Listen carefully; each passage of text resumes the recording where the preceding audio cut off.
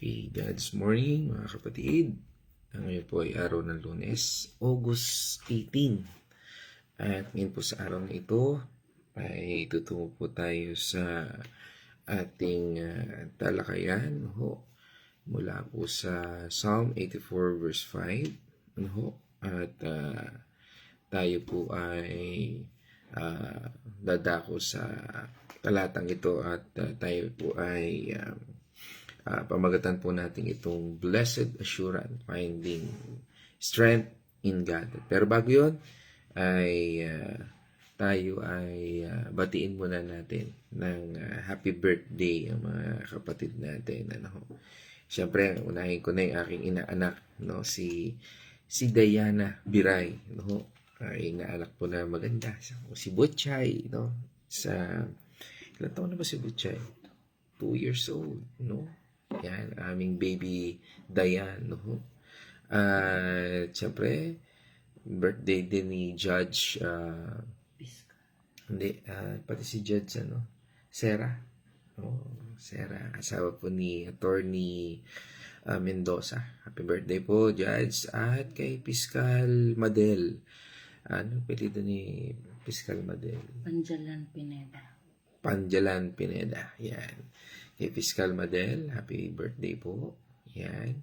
At ganoon din sa aming pamangkin kay Shane, At syempre sa aming kapatid, si Mimay ba mo, May? Kay Aloha. Yan, si Aloha, Nonoso. Happy birthday. At syempre, yan po mga kapatid, ating pagbati at sa umagang ito. At ngayon naman po, tayo po ay dumako doon sa ating talakayan na Psalm 84 verse 5. At dahil dito, tayo po ay sasamahan ng aking partner para sa pagbabasa ng talata. At syempre, pangungunahan po tayo sa ating pananalangin. God's morning mga kapatid. Tayo po ay dadako sa pagbabasa sa mga awit 84 verse 5. Ang sa iyo'y umaasay masasabing mapalad din. Silang mga naghahangad sa sayon ay makakarating. Tayo po ay manalangin. Panginoon naming Ama, haleluya, Panginoon, pinupuri ka namin, Panginoon. Ikaw na nandyan sa kataas-taasan, Panginoon. Alam po namin na kami po ay inyong kalulugdan sa araw na ito, Panginoon. Samahan mo po kami sa pag-aaral ng iyong banal na salita, Panginoon. Wala po kami mauunawaan o hindi po namin ito mauunawaan kung hindi dahil sa iyo, Panginoon, sa iyong banal na Espiritu. Samahan po kami ng inyong banal na Espiritu upang maunawaan namin ang lubusan, Panginoon, at maisapamuhay namin ito, malakaran namin. At ikaw po ang manguna sa buhay ng bawat isa sa amin ngayong araw na ito. At patuloy niyo po kaming patnubayan, kaligtasan po ang aming hiling sa bawat isa na matapos ang araw na ito na ikaw po ang pinagpupurihan, Panginoon, sa aming mga gawa, sa aming mga salita. Ikaw po ang makita sa amin, Panginoon. Maraming salamat po, Panginoon, sa pagkakataon ng mapag-aaralan namin muli ang iyong mga salitang ito. At ang panalangin po namin ito ay tinataas namin at pinapanalangin sa pangalan ng inyong anak na si Jesus. Amen. Amen. Praise God. At dito po sa ating binasang talata, sabi nga po doon sa Amplified Version, blessed and greatly favored, the word is past tense, favored, pinagpala, is the man whose strength is in you, in whose heart are the highways to Zion. Sabi nga po ay sabi nga po ito ay napakagandang paalala, isang awit mula sa ating Haring David, isang paalala, Sabi nga, ito pong Psalm 84 verse 5 ay isang pilgrimage psalm. O ibig sabihin po nito ng pilgrimage psalm o awit ng paglalakbay. Nung tayo ay naglalakbay, Yan po, isang awit. Paano nga ba ito? No? Ano nga ba yung pinatutungkulan ng awit na ito? No? Ito po ay isang kalimitang iniuugnay doon sa ng mga mananampalataya ng ating Panginoon o ng mga Israelita ng panahon na yon o ng mga Hudyo ng mga panahon na yon na tradisyon na iniugnay dun sa anak ni Korah. Yan yung mga Levites. Si Korah po ay isang karakter sa lumang tipan ng Biblia na kilala sa pag-aaklas laban sa autoridad ni Moses at saka ni Aaron. No? Mga 250 yung mga tao na kanyang nilikom para lang sabi nga ay mag-create ng mutiny para doon sa pamamahala. Noong panahon na yun may mutiny na rin, may mga pag-aaklas. At dito sa ating mundo, hindi lang yan ngayon nangyari. Nangyari din yan noon. At katulad ng pangyayaring ito, sabi nga ay magagamit natin itong precedent doon sa mga bagay na nangyayari sa buhay natin. Nangyari ito, bakit ganito yung pangyayari? Katulad din na sinasabi sa atin ng Ecclesiastes, lahat ng pangyayari sa buhay natin ay kailanman, ito hindi na bago. Sabi nga ni Haring Solomon, at ito ay nangyari at naganap na. Kailangan lang natin is direksyon, yung mapa, upang tayo ay ma-align. Kaya nga po ang Biblia ay nagpapaalala po sa atin sa mga bagay na dapat nating lakaran. Kasi nangyari na ho ito noon. Bakit pa natin uulitin?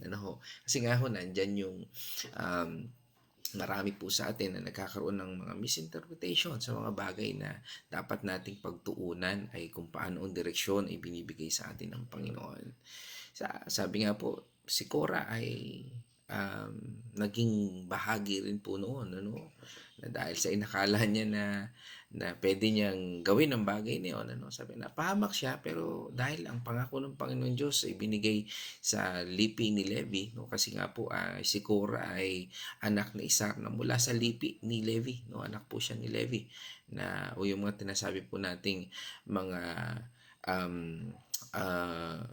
mga Levites, si mga Levites yan yung mga high priest, na nag-aalay sa Panginoon, Imagine din natin, na yung pala yung background doon, Pero ganun pa man, sabi nga ay ang kasalanan ng ama ay hindi pwedeng maging kasalanan ng anak, Pero ganun pa man sa pahayag na yon, ang paningin ng ginawa dito ng Panginoon ay ang pangako niya, na nangako siya, na ang mga Levites doon ay gagawin niyang high priest, pero yan po ang katunayan ng pagmamahal ng ating Panginoon. Hindi siya nakatiin doon sa kasalanan ng isa, doon sa puntong ito, dahil sa panahon ito wala na sila doon sa pangako na o sa Garden of Eden, at dito nire-restore ng Panginoon ang bawat isa. Sabi nga ang mga anak ni Korah ay nauna ko na po nasabi na mga sabi nga ay Levites, at doon sa pangako ng Panginoon Diyos, ay kahit na may pagsuway dahil nangako ang Panginoon Diyos, ipinapakita rito sa atin na kapag pinanghawakan natin ang pangako ng Panginoon Diyos, mangyayari ito.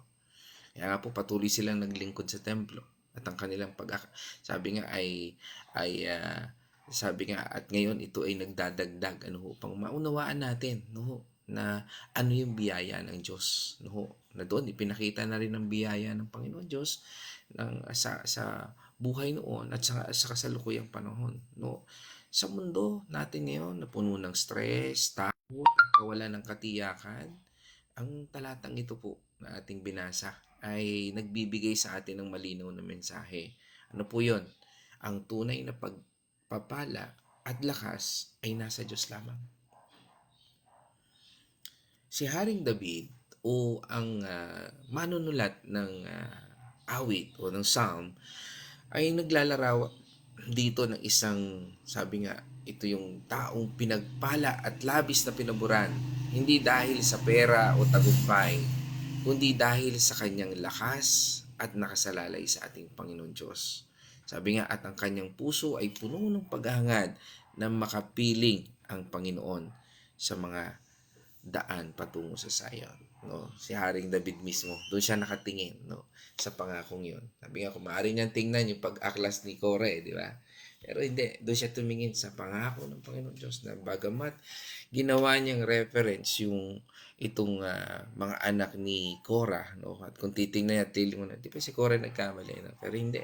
Dahil yung mga anak ni Korah na siyang naglingkod sa ating Panginoon, yun yung tiningnan niya, no? Na ang paglilingkod sa ating Panginoon. Kaya nga po mahalaga, ano, na sino man, no, na gustong maglingkod sa Panginoon ng taos puso. Kung natin tingnan yung mga bad backgrounds nila, hayaan natin silang magbago at baguhin ng Diyos. Nakatulad natin, binabago pa rin tayo ng ating Panginoon Diyos. Para sa atin ngayon, ang Zion ay hindi lamang isang lugar, kundi ang presensya mismo ng Diyos. Yan po yung Zion. Ang lugar na kung saan tayo ay nakikipag-isa sa ating Panginoong Diyos. Sa panalangin, pagsamba, at pagtitiwala. Bakit nga ba kailangan nating balikan ang aral na ito? No? Dahil sa panahon po ngayon, marami sa atin ang nahihirapan, nag-aalala, o nakakaramdam ng pagod sa buhay. Pagod ka na ba sa buhay? Parang ang hirap, ano? Bakit hindi na lang puro saya? Ano? Pero malinaw po sinasabi ng Panginoon. Sa Kanya tayo kumuha ng lakas. Ang talatang ito po ay nagpapaalala sa atin na kapag ang Diyos ang sandigan natin, hindi tayo mabibigo. Ang lakas na ito ay hindi galing sa sarili nating kakayahan, kundi sa Kanyang biyaya. Sabi nga po, ang passage na ito, no, sinasabi doon, mga daan patungo sa Zion, no. Ito po ay nagpapatungkol sa ating puso. Nangangahulugan po ito ng pusong palaging naghahanap sa Diyos kahit sa gitna ng mga pagsubok. No, nandun tayo sa bingit, no. Iniisip pa rin ba natin ng Panginoon Diyos, Lord, paano po ako ililigtas dito? No, malimit siguro yan, no. Lord, anong gagawin ko? No? Sa mensaheng ito po, matutuklasan po natin kung paano tayo magkakaroon ng blessed assurance. Kaya po yung title natin, Blessed Assurance. Ano ho? At ito po yung katiyakan ng kanyang pagmamahal at lakas. Ito po yung siyang magbibigay sa atin o nagbibigay sa atin ng kapayapaan at tapang na harapin ang anumang hamon. Kami makikita nga natin kung ang isang tao ay namumroblema, may mga pagsubok, hindi niya tinatalikuran o tinatakbuhan ito. Bagkus ito ay kanyang hinaharap, no, na meron siyang kapayapaan sa kanyang puso at tapang. Na anuman ang hamon sa buhay, hinaharap niya ito. Kaya nga po, bilang mga aral, no, dito po, o ang sabi nga po, ang pangunahing aral ng ating lesson na ito ay, sabi nga po, ay na ang pagpapala at pabor ay matatagpuan lamang sa pagtitiwala sa Diyos bilang ating lakas. O yung sinasabi niya, blessing in trusting God, o yung pagpapala sa pagtitiwala natin sa ating Panginoon Diyos. Hindi po ito physical na pagpapala, no? Sabi nga, pagka nakita natin na pinagpala, no? Maraming nagsasabi, pinagpala, no? Pag nakakita ng kotse, bahay, pinagpala, ano ho? Nandun na kagad ang ating tingin, no? Bagamat kasama po yan sa buhay ng pagpapala ng Panginoon Diyos, pero lagi nating isipin ang pagpapala ay ang pagtitiwala sa Panginoon Diyos. No? Hindi ito, sabi nga po, laging nakatuon lang tayo doon sa mga material na bagay, no? Kundi may kapayapaan ba? Nandun ba yung kapayapaan? Nandun ba yung kagalakan at katiyakan na nagmumula sa pagiging malapit sa Diyos? Makikita natin yan dahil iniaangat nila yung Diyos sa buhay nila. Purihin ang Panginoon Diyos. Di ba? Imbis na, alam mo bro, kulang pa eh. Di ba? Bro, ang ganda naman ng, halimbawa lang, ano, ang ganda naman ng kotse mo. Ang ganda naman ng bahay mo. Alam mo bro, wala eh. Kulang pa. Kasi, ano pa eh, marami pa akong nais gawin. Yung mga, sabihin, sa buhay ng isang tao, parang hindi pa rin sapat ang Panginoon Diyos. Sabi nga, ang Diyos, laging sapat siya sa bawat araw sa buhay natin. At lagi nating maging paalala sa buhay natin na magiging kulang lamang ang buhay natin kung wala ang Diyos.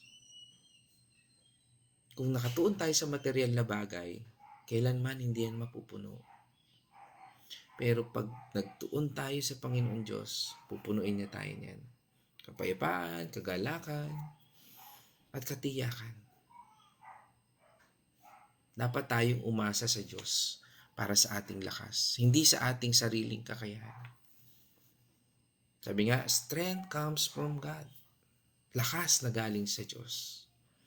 Ito po ay nangangahulugan ng paghingi ng tulong sa Kanya sa lahat ng aspeto ng buhay at pagkilalas na siya ang pinagmumulan ng ating tagumpay. Di ba? Malimit nating binabasa yung Proverbs 3, 5, 6. Sige po. Basahin na rin natin. Pamanhin. Kawikaan 3:5. Kay Yahweh ka magtiwala buong puso at lubusan, huwag kang manahan sa sariling karunungan. 6. Sa lahat ng iyong gawain, siya nga'y alalahanin upang ikay patnubayan sa iyong tatahakin. Amen. No, dapat tayong magtiwala ng lubos sa ating Panginoon Diyos at hindi lang sa sarili nating pag-iisip. Sa lahat ng ginagawa natin, dapat po nating isama ang Diyos. No? At siya po ang gagabay sa atin sa tamang direksyon. Ibig sabihin, sa bawat desisyon at takbang, hingin natin ang kanyang tulong at karunungan. No? Doon sa talata natin nabanggit yung highways to Zion. Ano po? Ang highways to Zion dito sa ating pinag-uusapan ay sumisimbolo po sa isang pusong nakatuon sa Diyos at sa kanyang mga layunin. No? Yan po yung highways to Zion. Kung tayo ay, sabi po doon sa passage na yan, kung tayo ay nakatuon, no, sa ating Panginoon Diyos, no, at sa kanyang layunin. Lord, ano po yung purpose mo?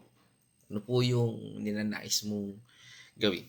Lord, baguhin mo yung puso ko, ingatan mo po ako, pagkalooban mo po ako ng kalakasan, at sa mga desisyon aking gagawin, pangunahan mo po ako. No? Sabi nga, yan yung puso na nakatuon sa Diyos. O heart focus on God. Yung puso ba natin yan, nakapokus sa Panginoon Diyos. Dapat nating hangarin na mapalapit sa ating Panginoon Diyos. Sundin natin ang kanyang mga utos at maglingkod sa kanya ng buong puso. Sabi nga, without conviction of God, huwag mong gawin. Kung sinabi lang ni pastor, sinabi lang na, huwag mong gawin hanggat walang conviction sa iyong Lord. Mas mahalaga na siya ang Diyos ang sundin mo. Minsan, ginagamit ng Panginoon na paalala ang mga tao sa paligid natin, pastor, mga pamilya natin. Pero huwag din naman tayo maging complacent. Huwag din naman matigas yung ating ulo. Tingnan natin, pinagagawa ba yan ng Panginoon sa ating buhay? Malalaman naman natin yan eh. Bakit? Kung itutuon natin, ipapanalangin natin. Kaya nga ang tamang lagi sagot dyan, sige po, ipapanalangin ko po muna. No? Kasi ang Lord mismo ang magbibigay sa iyo ng direksyon. Hahanapin mo yan. No? Ang dali na humaganap eh. Bakit? I-search nyo lang sa Google. No? Bibigyan kayo. Ano nga ba yung sinasabing ito na dapat kong gawin? Paano ka nga ba susundin ito? Ito ba'y kalooban ng Diyos sa buhay ko? Mangungusap sa iyo ang Panginoon. Dahil ang Panginoon Diyos mismo, ang banal na Espiritu ay nananahan sa bawat isa sa atin. Hindi niya tayo hayaang maligaw. Kaya nga po, dapat nating hanapin at hangarin ang presensya ng Diyos. Sabi nga rin sa atin ng Deuteronomy 10, verse 12 hanggang 13. Bayang Israel, ano nga ba ang nais ni Yahweh mula sa inyo?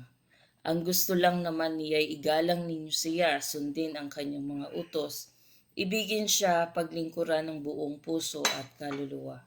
13. At tuparin ang kanyang mga bilin at tuntunin. Ito rin naman ay para sa inyong kabutihan. Amen. No, sabi nga, ano nga ba ang gusto ng Diyos sa atin? Isang question lagi sa atin yan eh. Dapat tayong matakot sa Kanya. Yan po. Ibig sabihin po nung matakot na yan, magpakita ng respeto sa Diyos. Sumunod sa Kanyang mga daan, mga utos. Mahalin siya at paglingkuran siya ng buong puso at sabi nga, kaluluwa. Dapat nating sundin ang kanyang mga utos para sa ating sariling kabutihan. Ibig sabihin, ang paglilingkod sa Diyos ay hindi pabigat, kundi para sa ating ikabubuti.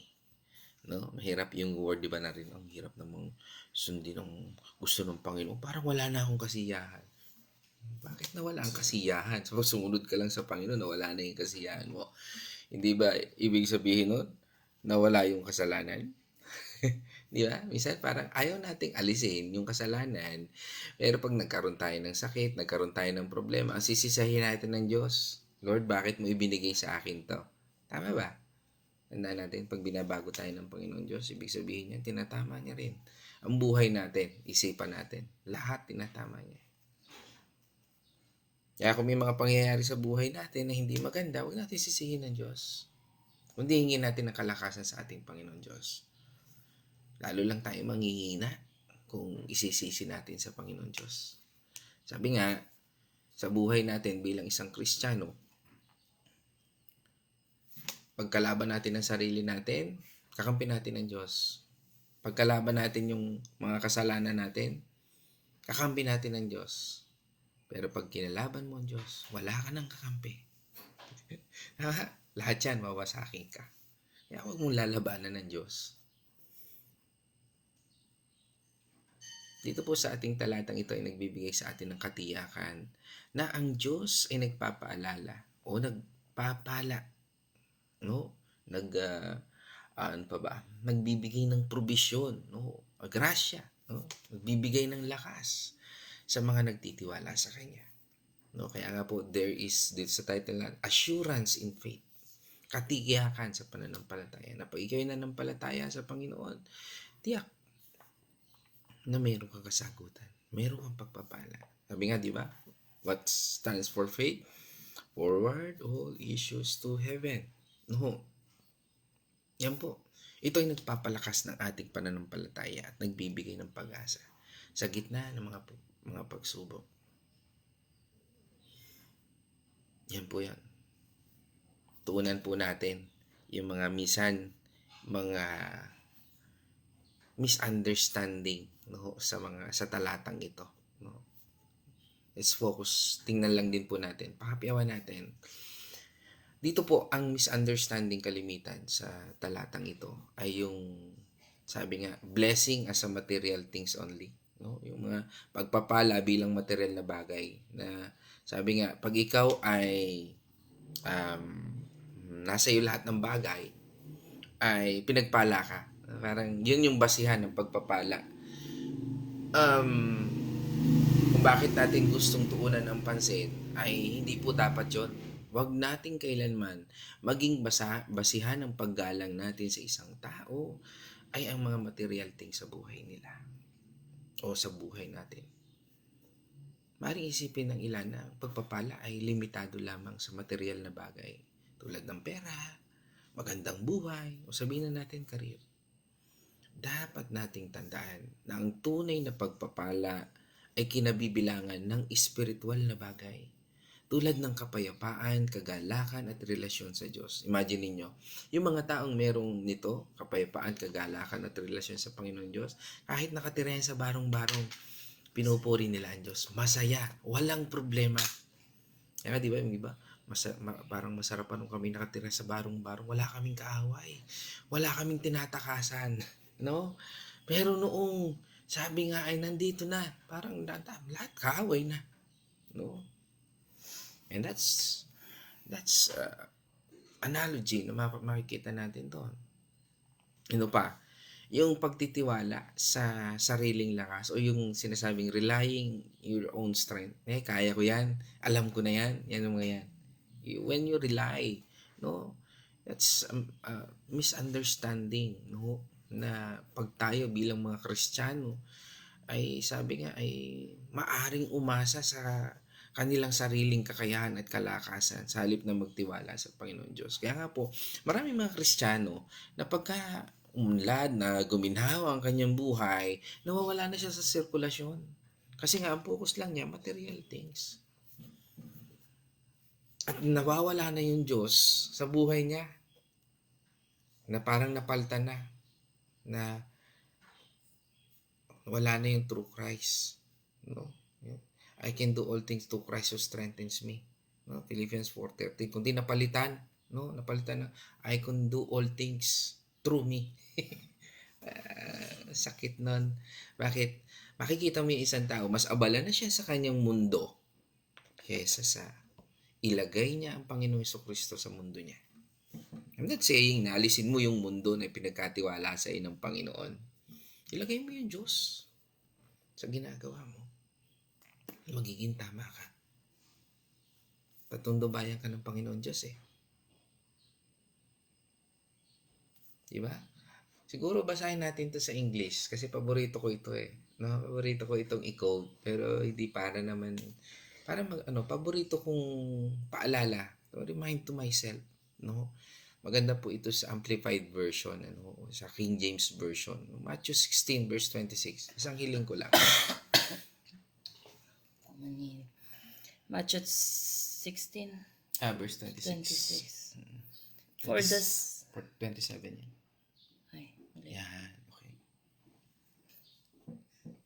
For what will it profit man if he gains the whole world, wealth, fame, success, but forfeits his souls? Or what will a man give in exchange for his soul? Sige, tingnan din natin sa Tagalog. Pero paborito ko kasi yan sa Amplified. Kaya binabasa ko siya.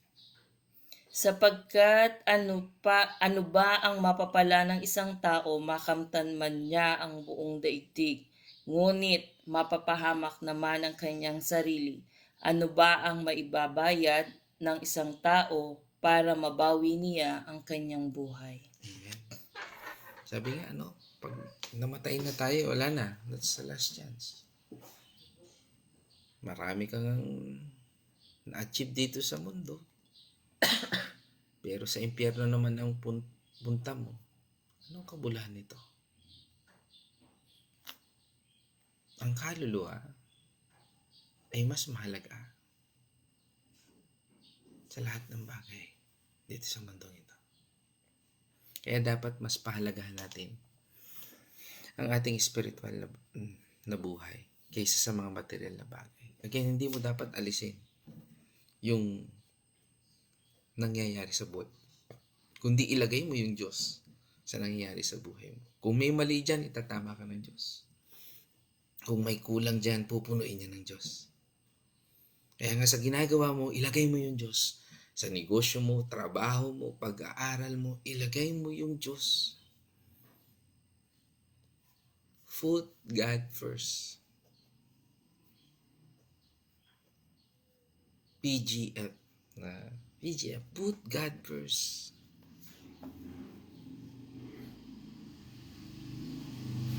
Ano pa? Yung selfishness in faith. Di ba? Yung pagiging makasarili sa pananampalataya. Alisin po natin yan. Misunderstanding dito sa passage na ito. Yung pagiging selflessness in faith. Maaaring isipin na ilan ang pananampalataya ay tungkol lamang sa pagtanggap ng pagpapala mula sa Diyos para sa kanilang sarili. Kaya nga pag tinanggap mo yung pagpapala, yung Word of God, i-share mo sa iba. Huwag mo silang hayaang mapahamak. Huwag mo silang hayaang manatili sa ganung kaisipan. Hayaan mo ang pagpapala. Sabi nga, know the truth and the truth will set you free. Kung kaya mo ibahagi ang katotohanan, minsan kahit maging liha ka sa kanila, yung para bang tila nasaktan sila dahil sa sinabi mo, pero yun ay totoo. Sabihin mo, huwag kang maging selfishness in faith. Kung alam mo yung totoo, ibahagi mo sa kanila. Ngayon, hindi na ikaw nagkakasala. Kung patuloy pa rin nalang ginagawa yung kasalanan na yun, at least wala ka ng pananagutan. Maaring isipin ng ilan na ang pananampalataya ay tungkol lamang, sabi nga, sa Lord, pagpalain mo ko, bigay mo sa akin to. Mga kapatid, tandaan po natin yan, na ang tunay na pananampalataya ay nagtutulak sa atin na maglingkod sa iba at ibahagi ang pag-ibig ng Diyos. Ano pa? Yung alisin po natin yung legalistic approach, yung pagiging legalistiko. Yung maaaring bigyan ng kahulugan ng ilan na sabi nga doon sa highways of Zion. No? Minsan ang pakahulugan kasi dito ay bilang isang listahan ng mga dapat gawin upang kalugdan ng Diyos. Itong gagawin ko sa Panginoon Diyos para gawin ito, Lord, ganito, ganyan. Parang gano'n. Tandaan po natin na ang tunay na relasyon sa Diyos ay nakabatay sa biyaya at pag-ibig ng Diyos. Hindi sa pagsunod ng patakaran lamang. Ano nga ba yung biyaya sa inong Panginoon Diyos? Yan ba yung nagdudulot sa iyo para ibigin mo ang Diyos at ang iyong kapwa? Yan po ang basihan. Do I glorify God? Do I love God? Sa bagay na ito. Naibabahagi ko rin ba sa mga taong ito? O gusto mo lang sumunod sa patakaran? Patakaran ni pastor o patakaran ba yan ng Diyos? Okay lang kung yan ipatakaran ng Diyos. Ngayon sinusunod. Pero kung patakaran yan ni pastor, ano naman. Again, hindi naman po lahat ng pastor ay masama. Sinasabi lang po natin, hindi rin naman natin sinasabi lahat ng pastor ay mabuti. Sabi nga, bilang isang Kristiyano, tayong lahat ay pinoproseso ng Diyos. Binabago ng Diyos. Inaayos ng Diyos. Kaya nga po tinawag silang lingkod ng ating Panginoon Diyos. Pero meron din po kasi ng mga pastor na imbis na bigyan ng gabay ang congregation, hindi nagiging basihan ang Zion na ito. Highways to Zion. Ito yung presensya ng Diyos. Kaya nga po, makikita natin yan. It's all by the grace and love of God. Noon po yan umiikot. Sabi nga sa atin, di ba, sa Romans 3 verse 28. Romans 3, 3:28. 28. Kung gayon, maliwanag na sa pamamagitan lamang ng pananampalataya, mapapawalang sala ang tao at siya at hindi sa pamamagitan ng pagtupad sa kautusan. Ayan. Doon lamang po tayo mapapalaya. Hindi tayo ginawang matuwid sa paningin ng Diyos dahil sa pagsunod natin sa kautusan o patakaran, kundi sa pamamagitan ng ating pananampalataya. Kanino? Sa ating Panginoong Hesus. Ipinapakita nito na ang ating relasyon sa Diyos ay hindi legalistic, kundi nakabatay sa pananampalataya at pagtitiwala sa ating Panginoon Diyos. Kaya nga, mga kapatid, bilang aplikasyon natin sa ating aral na ito, una, magtiwala po tayo sa Diyos sa lahat ng panahon. Trust God always. TGA natin. Sa gitna ng mga pagsubok at hamon ng buhay, dapat po tayo magtiwala sa Diyos bilang ating lakas at gabay. Sabi nga, di ba, sa Psalm 23, verse 4, Dumaan man ako sa madilim na libis ng kamatayan, wala akong katatakutan, pagkat ikay aking kaagapay, ang tungkod mo at pamalo, aking gabay at sanggalang. amen. Oho. Sabi doon, kahit dumaan tayo sa mga paghihirap o mahirap na sitwasyon, hindi tayo dapat matakot dahil kasama natin ang Diyos. Ang kanyang presensya ay nagbibigay sa atin ng kapanatagan at proteksyon. Ikalawa, hangarin po natin ang presensya ng Diyos. O seek God's presence. Dapat nating hanapin ang Diyos sa pamamagitan ng pananalangin, pag-aaral ng Biblia, pakikipag-isa sa ibang mga Kristiyano, pakikipag-fellowship, Nabanggit po doon yung pag-aaral ng Biblia. Mamaya invite namin kayo ngayon. Meron kami Bible study. Yan. At nasa Hebrews 10 na po kami, chapter by chapter ang ginagawa po namin. At welcome po ang everyone. Yan. Welcome po tayong lahat. At pag-aralan po natin ang salita ng Panginoon Diyos. Ikatlo, maglingkod sa iba. Serve others. Dapat po tayo maging instrumento ng pagpapala sa iba sa pamamagitan ng pagpapakita ng pag-ibig at kabaitan. Huwag po natin hadlangan yung mga taong gustong maglingkod. Dahil ang paglilingkod ay sa Diyos. Yan po ay biyaya. Maaring sabihin natin hindi sila karapat-dapat. Pero tingnan din natin yung sarili natin. Tayo ba'y karapat-dapat? Maging karapat lamang naman tayo dahil sa biyaya ng Diyos. Kaya huwag po natin pigilan yung mga taong gustong mabago. Yes, merong mga lobo. Pero alam ninyo, sapat ang Diyos at kaya ng Panginoon Diyos i-arrest, no, ang mga spiritong yan. Hayaan natin siya. Kung lumalapit siya sa Panginoon, no, mas makapangyarihan ng Diyos.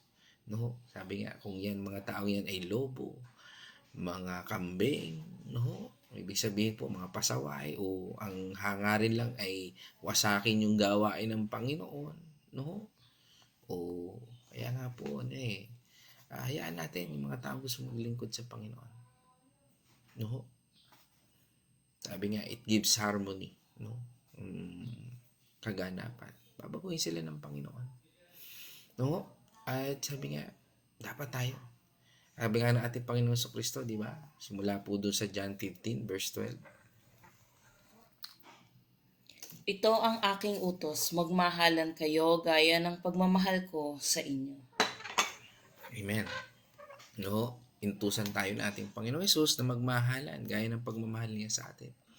Ang pagpapakita ng pag-ibig sa iba ay isang paraan upang sundin ang utos ng ating Panginoon Diyos na maging instrumento ng kanyang pagpapala o daluyan sa buhay nila o sa buhay natin. Kung paano niya tayo minahal, dapat ganun din tayo magmahal sa iba. Palagay mo ba kung huhusgahan mo yung tao sa paligid mo, gusto mo rin ganyan ang paghuhusga ng Diyos sa'yo? Sabi nga, kung ano ang takalan na ginamit mo ay siya rin gagamiting takalan ng Diyos sa buhay mo. Paalala lang kapatid, bago ka humusga,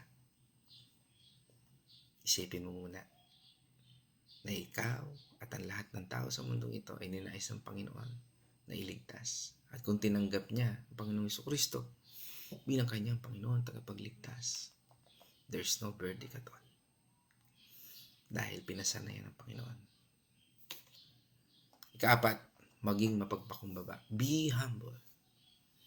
Dapat nating kilalanin ang lahat ng ating tagumpay at kakayahan ay nagmumula sa Diyos. Wala nang iba. At dahil dyan, magpasalamat tayo sa ating Panginoon Diyos sa lahat ng bagay nito. Kahit ngayong pag-gising natin, di ba? Binigay ng Panginoon Diyos yung hininga. Makakita tayo, makarinig, makaamoy. Lahat ng bagay, binigay ng Panginoon Diyos yan. Mga bagay na nakikita at hindi natin nakikita. Sabi nga, no? Sino ka para magmataas? Yeah, that's question. Sino ka para magmataas? 1 Corinthians 4 verse 7. Paano kayo nakakahigit sa iba?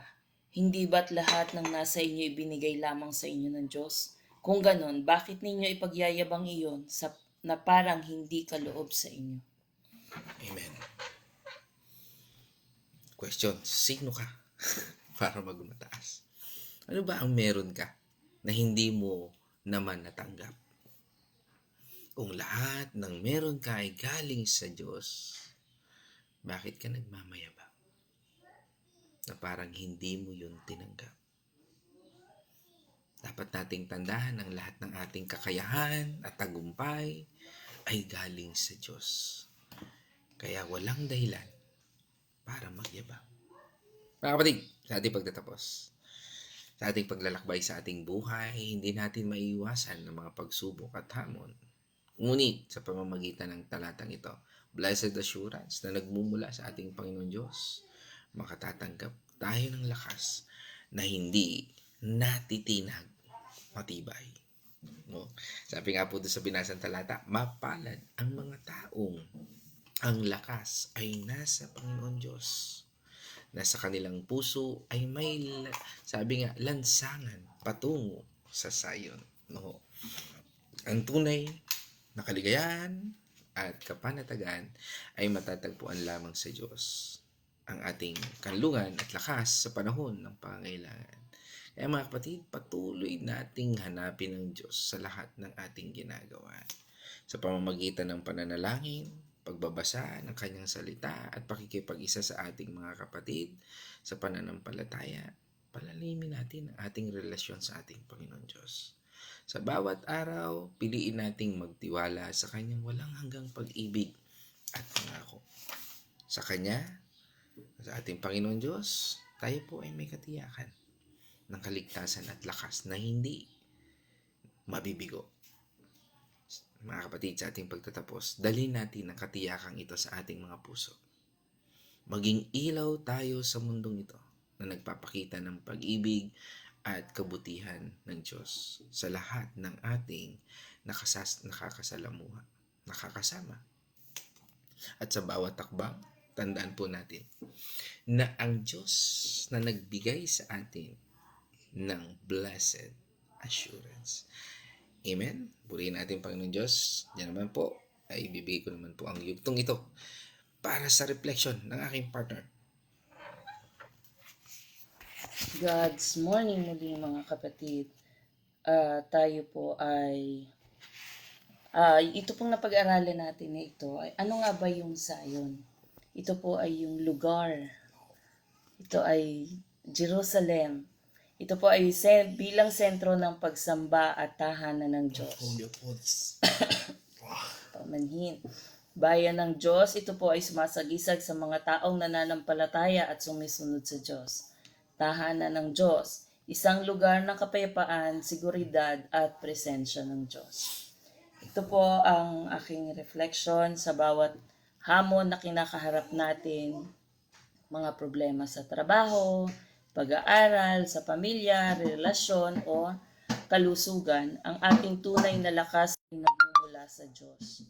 Hindi tayo perpekto, hindi natin kayang lutasin ang lahat ng mag-isa. Sa halip, magtiwala tayo sa ating Panginoon na siyang nagbibigay sa atin ng karunungan, tapang at pag-asa. Ang buhay po natin ay isang paglalakbay na may mga panahon ng saya at tagumpay, ngunit meron din namang mga pagsubok at pagkabigo. Ang Zion po ay sumisimbolo sa ating pangarap na magkaroon ng mas malapit na relasyon sa Diyos, maglingkod sa kapwa o magtagumpay sa ating mga layunin. Sama-sama nating tahakin ang landas na ito ng may pananampalataya at pagmamahalan. Sa ating paglalakbay, hindi tayo nag-iisa. Ang Diyos ay nangangako na siya ay kasama natin sa bawat hakbang. Sa mga panahon na kahirapan, siya ang ating kanlungan at lakas. Sa mga panahon ng tagumpay, siya ang ating pasalamatan.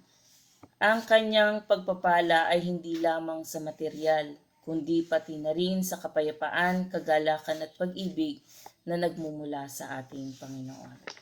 So, yun po. Tapos dito po sa ating mga natapik, yung aplikasyon, lagi po nating tatandaan na magtiwala tayo sa Diyos sa lahat ng panahon. Hangarin natin ang presensya ng ating Panginoon at maglingkod tayo sa iba. At ang pang-apat, maging mapagkumbaba. Kapag nagawa po natin lahat ng yon, ay tayo po ay nasa right path, na tayo ay nasa ating Panginoon. So, yun lamang po. Mag-ingat po tayong lahat. God bless po sa inyo.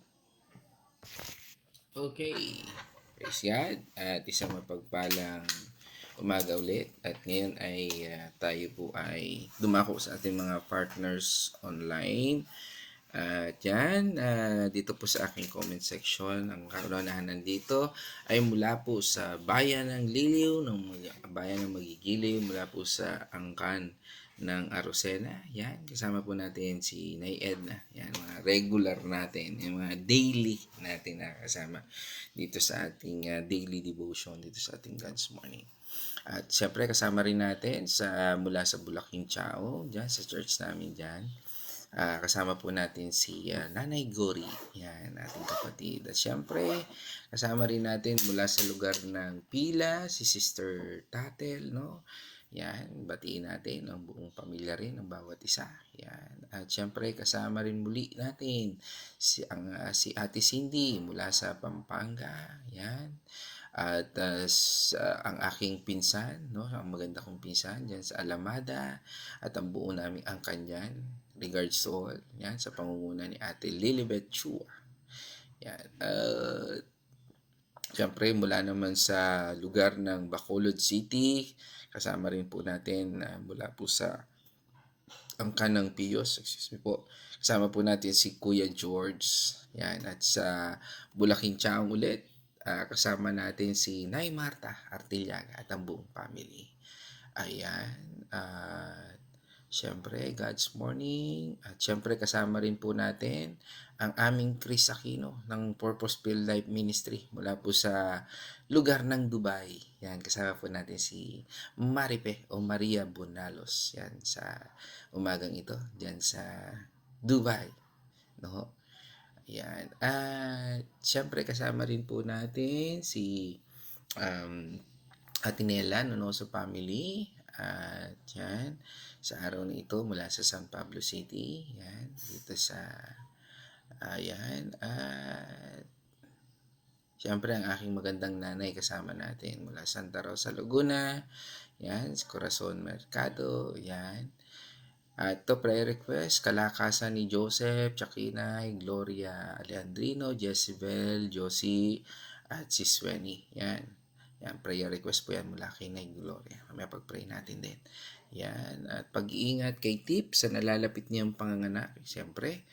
Yan. At pag-iingat kay Pastor Eds, kay Ian sa work nila. Yan. Mula po kay Nanay Gori. Pag-iingat kina Marja, Lorena, Anthony, Jerin, Julius, Elia, Gabi. At yan.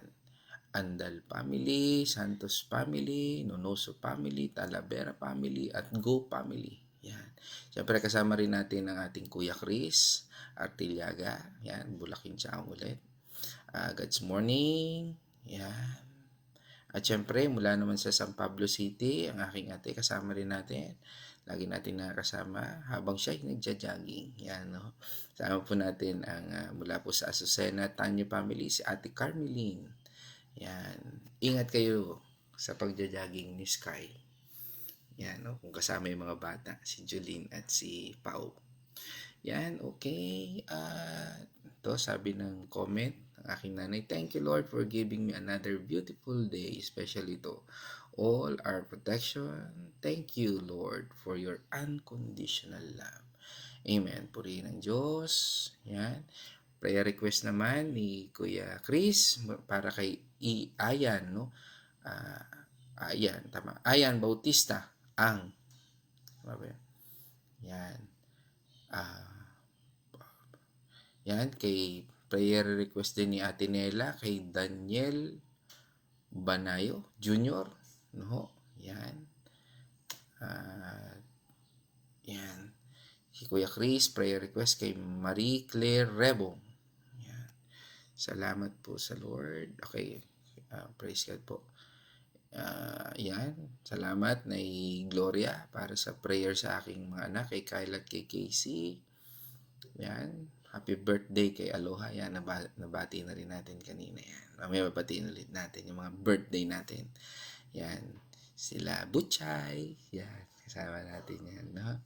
Yan. At yan ayan, kasama rin natin. Speaking, kasama natin si Sister Grace Biray. No? Ingat kapatid sa pagmamaneho. Kung nasa biyahe na. Okay? Pag-iingat. Ito, prayer request naman kay Ben at Chris. Dini sa mga kasama po natin sa ECM sa paggagawa po ng church, no. Yan, kasi hindi pa ho tapos Yan, okay.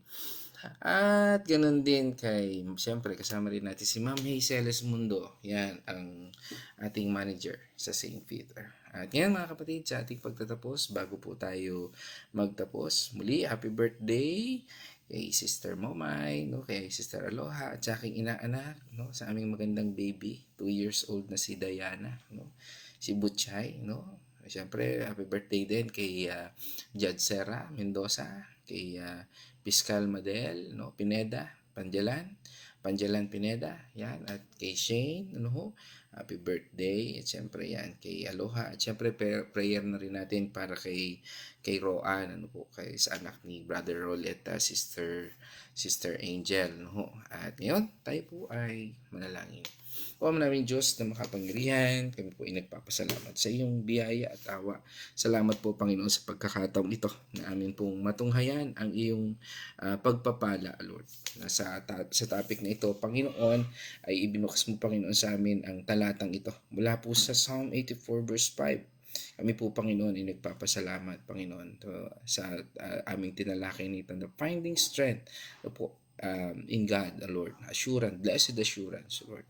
Salamat, Panginoon, dahil sa iyong pagpapala, sa iyong gabay. Patuloy ka, Panginoon, na nangungusap at kumikilos sa aming buhay. Pinasalamatan po namin kayo sa lahat ng ito at sa lahat ng iyong plano, Panginoon. Turuan mo kami, Panginoon, na magpasakop, Panginoon, sa iyong plano at patuloy na ikaw lamang ang maghari. Patuloy namin idinadalangin ang bawat isa ng iyong pag-iingat sa mga kapatid namin na nabanggit na pag-iingat, Panginoon, at ganun din sa kagalingan sa mga may karamdaman, O Lord. Especially kay PB Roan, O Lord, na hindi man namin alam, Panginoon, kung ano pa ang naging sakit kahapon, Panginoon. Kami po'y nagtitiwala ng kagalingan sa batang ito. Patuloy din namin idinadalangin, Panginoon, ang katagumpayan, Panginoon, at pagdiriwang ng kaarawan ng aming mga mahal sa buhay, mga kaibigan, Panginoon. Patuloy namin idinadalangin, Panginoon, si aking inanak, si Butchay, O Lord, si Aloha, Panginoon, ganun din kay Piskal Madel, O Lord, kay Shane, kay Judge Sarah, O Lord, at patuloy, Panginoon, na dinadalangin namin ang pasasalamat sa gift of life na pinagkaloob mo sa kanila.